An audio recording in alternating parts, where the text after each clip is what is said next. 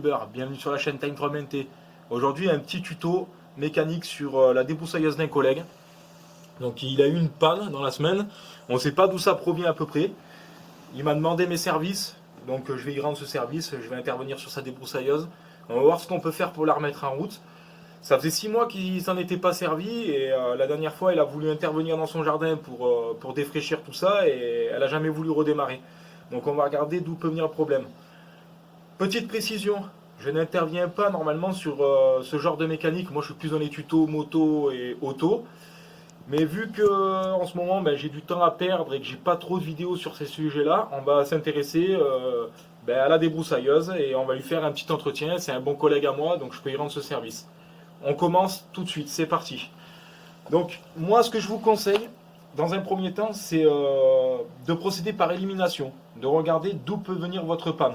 Donc dans un premier temps, toujours, le plus important, je pense que c'est de contrôler la bougie, si vraiment il y a de l'allumage ou pas. Ça vous évitera de tout démonter pour au final vous rendre compte que c'est la bougie qui merde. Donc ce qu'on va faire, c'est qu'on va mettre sur Start, ici, sur la poignée. On va mettre sur Start, on va démonter la bougie et on va regarder s'il y a de l'allumage. Allez, c'est parti. Donc pour ça, je retire mon antiparasite. Je viens avec ma clé de 16, puisque ici c'est une bougie qui est en culot de 16, démonter ma bougie, donc je l'ai fait préalablement pour gagner du temps. Donc je la desserre, je l'enlève, je viens contrôler son état déjà. Et là je peux constater que la bougie a un mélange beaucoup trop pauvre, donc ça nécessiterait un réglage carburateur qu'on fera après. Donc ce que je viens faire, c'est que je viens juste mettre un petit coup de gant dessus, la rebrancher dans l'antiparasite, hop, et la mettre en contact sur le cylindre pour contrôler s'il y a bien une étincelle. Donc après, pour ce faire, je viens mettre un coup de lanceur. Et bien là, je m'aperçois qu'il y a bien une étincelle, mais que la bougie, que l'étincelle est beaucoup trop pauvre. Ça, c'est parce que la bougie est certainement encrassée. Je vais vous montrer sur une autre bougie que j'avais préparée préalablement que l'étincelle est beaucoup mieux. Hop. Et voilà une belle étincelle. Donc là, notre problème vient de la bougie. Votre bougie, elle n'est pas forcément morte. S'il y a une étincelle, elle peut être sauvable. L'étincelle est plus ou moins importante aussi, parce que ça dépend de l'électrode qui se trouve ici. Plus elle est écartée du téton, et plus l'étincelle en fait mettra du temps, plus l'étincelle mettra du temps à se créer. Donc pour ça, je vais prendre déjà dans un premier temps du papier de verre que j'ai posé. Préparez mon papier de verre qui est ici. Vous prenez votre bougie et vous venez frotter délicatement l'électrode sans trop insister. Donc partie haute, vous voyez de suite ça revient. Vous la rendez en fait couleur métal, donc couleur origine. Vous enlevez tout ce qui est calamine et résidus. Vous pouvez faire l'intérieur entre l'électrode et le téton.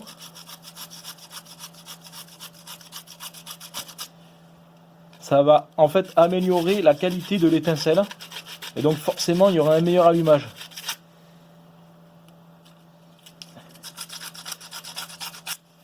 Voilà. Éventuellement un petit coup de chiffon. Alors, voilà. Chiffon que je vais prendre qui est là. Voilà. Histoire que ce soit propre. Faites attention, toujours en remettant votre bougie sur la machine, de ne pas faire tomber de merde dans le cylindre. Parce que des fois, quand on débroussaille, il y a de la crasse qui vient se créer ici. Et vous pouvez très bien faire tomber de la merde dans le cylindre. Et ça, ce serait pas bon. Donc soyez méticuleux, que ce soit dans le démontage ou dans le remontage. Une fois votre bougie propre, rétrécissez un petit peu l'écartement.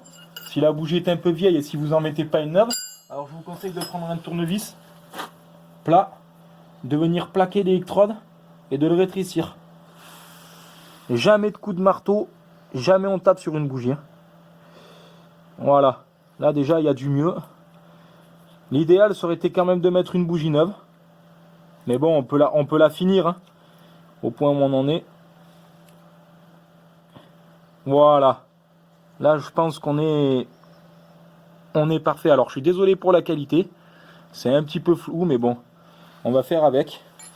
Donc je viens remonter ma bougie. Hop.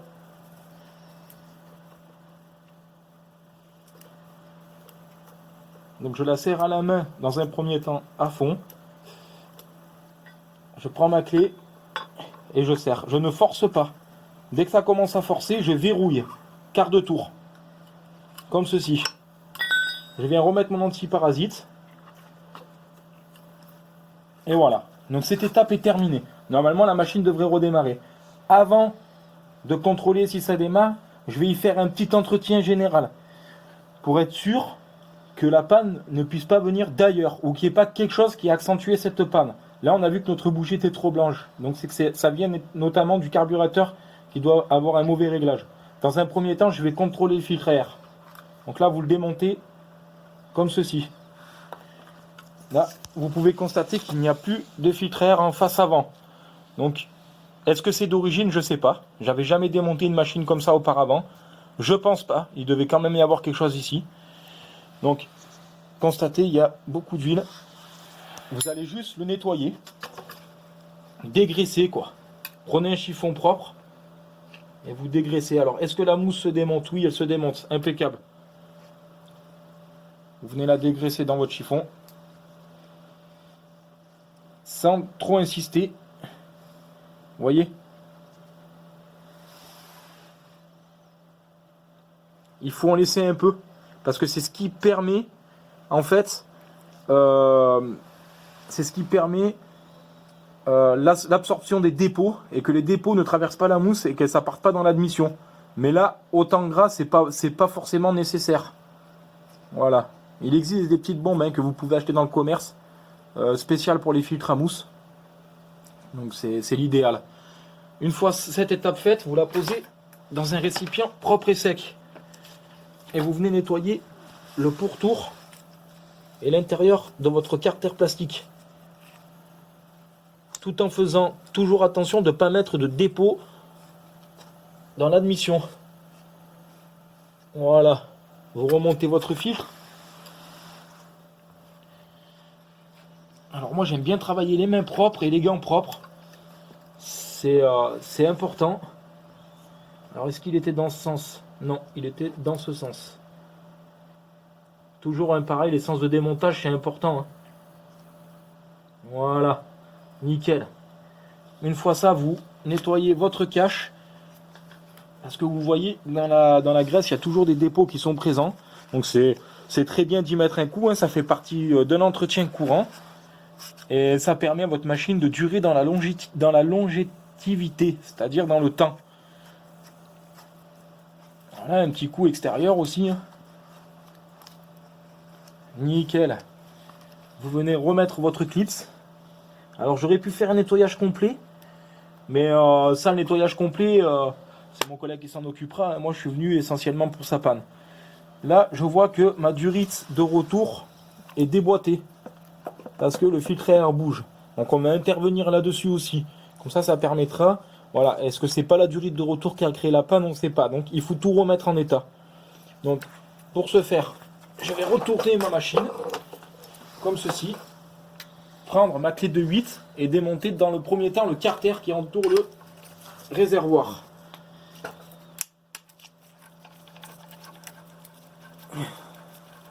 Alors toujours avoir une petite boîte comme ça de côté, ça vous permet de déposer tout ce qui est écrou et boulon au propre. Parce que le filetage, eh ben, si vous le déposez dans la merde, ça rentre dans le filetage.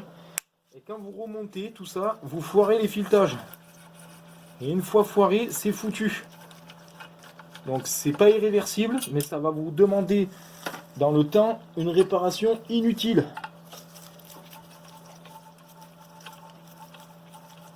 Toujours dans le... Hop.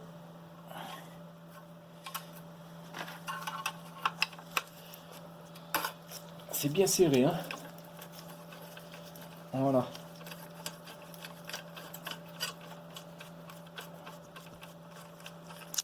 Voilà. Et voilà pour la reprise. Donc on a dû couper cette vidéo suite à une petite surprise en démontant donc tout le carter et tout ça qui tenait le réservoir, on s'est aperçu que le réservoir ne tenait pas par des écrous, mais par des cils en bloc en caoutchouc. Donc celui-là est à peu près bon, mais les deux autres à l'arrière étaient foutus. Donc c'est là que mon collègue Johan, qui est mon caméraman aujourd'hui, est intervenu. Il m'a créé 2 cils en bloc provisoires en bois. Il s'est donné beaucoup de mal, mais on est arrivé à faire quelque chose de correct, sachant qu'on n'avait pas de cils en bloc caoutchouc sous les mains. Ça, ce sera au propriétaire d'échanger. Là, on lui fait quelque chose de provisoire pour que ça puisse tenir. Donc là, on va procéder au remontage de tout ça et normalement, ça devrait être au top. Donc c'est parti.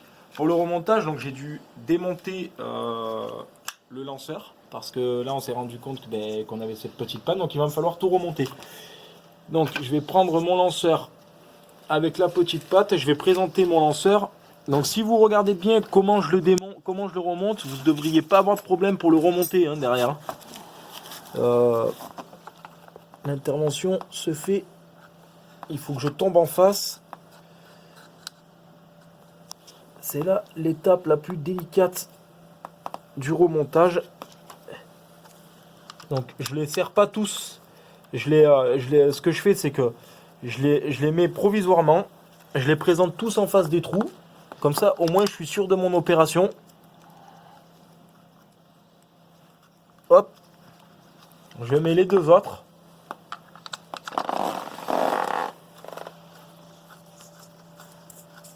Voilà. Donc ça, c'est des surprises qui arrivent. La mécanique, c'est jamais... surtout quand on répare et qu'on n'a pas les pièces neuves. C'est... ça demande toujours des fois de l'improvisation. Et là, je viens serrer. Au moment du serrage, je prends mon temps. Je ne serre pas comme un forcené. Je viens en buter. Voilà. Dès que ça commence à forcer, je passe à un autre. Ça m'évite de forcer sur les filetages en fait. Voilà. Et une fois que les 4 sont serrés, je renouvelle l'opération et là je viens tous les verrouiller. Donc comme je disais, c'est pas de la mécanique difficile, mais bien souvent on n'y arrive pas car on n'utilise pas les bons outils. C'est très important d'utiliser les bons outils. La mécanique c'est facile, surtout quand vous faites du démontage, remontage et que vous avez de la pièce neuve.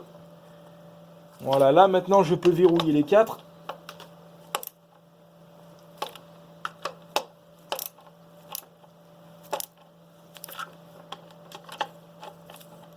Voilà, c'est pareil, on est sur de la pièce plastique là. Donc il faut pas trop forcer. Et voilà. Opération réussie. Mon réservoir ne bouge plus. Je peux remonter mon carter. Alors pareil, je le représente comme il faut. Et à partir du moment où je suis en face, je viens remonter, comme j'ai fait tout à l'heure, mes écrous. Hop.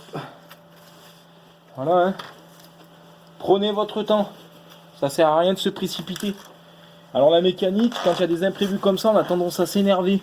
Le mieux, c'est de partir, s'aérer la tête, fumer une clope ou faire quelque chose d'autre, histoire de se recentrer. Il ne faut pas s'énerver. La mécanique, malheureusement, ça marche pas à tous les coups.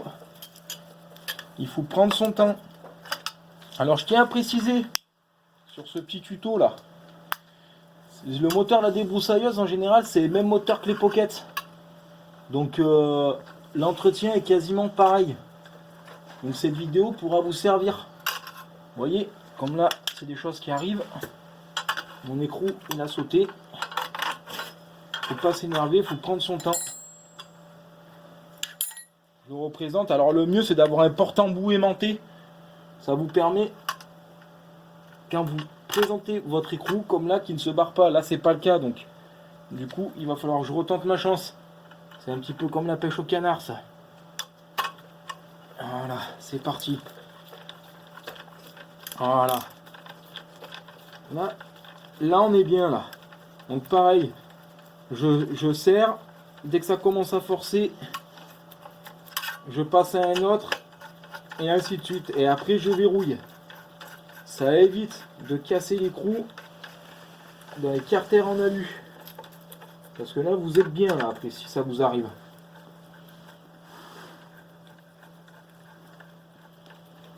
Voilà.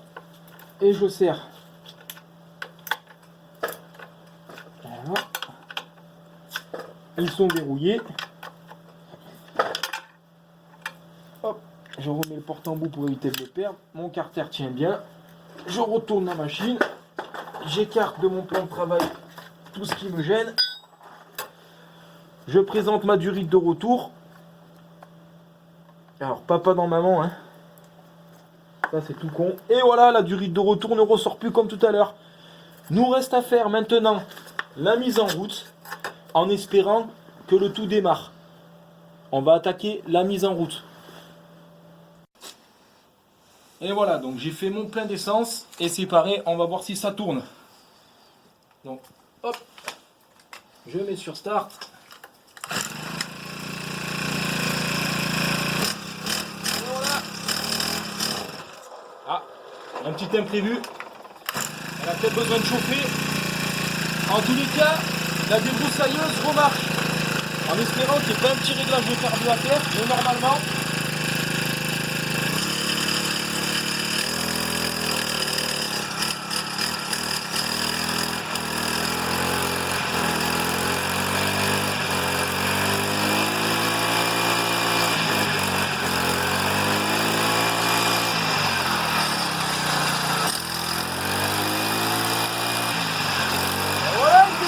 Qui tourne bien. On est bien là, impeccable, avec un réservoir tout neuf qui tient bien et tout. Ça tient bien son ralenti. Il y a même un poil haute, je dirais. Le carbu, il demanderait peut-être un réglage parce qu'elle ne répond pas tout de suite. Quoique, ça va. Hein. Bon, ben on peut couper. Hein. Donc cette vidéo touche à sa fin. T'étais bien avec Zinoc sur la chaîne Time 3 BNT. En espérant que ce petit tuto t'ait plu. Alors, petite précision, j'ai reçu mon premier colis. Là, j'attends le deuxième dans la semaine. Suite à ça, il va y avoir une vidéo jeu concours, comme j'expliquais la dernière fois sur ma vidéo de présentation. Donc, je vais faire mon jeu concours. Et après, on attendra jusqu'au 13, donc le 13 février, où je ferai une vidéo tuto comment monter son échappement sur son dirt, du moins comment le changer. Et à ce moment-là, je donnerai le nom du gagnant. Bon, sur ce, on se dit à très bientôt pour de prochaines vidéos tuto. Et j'espère que cette vidéo vous a plu. N'hésitez pas à liker, commenter, vous abonner. Ciao, ciao les potos, c'était Zinoc!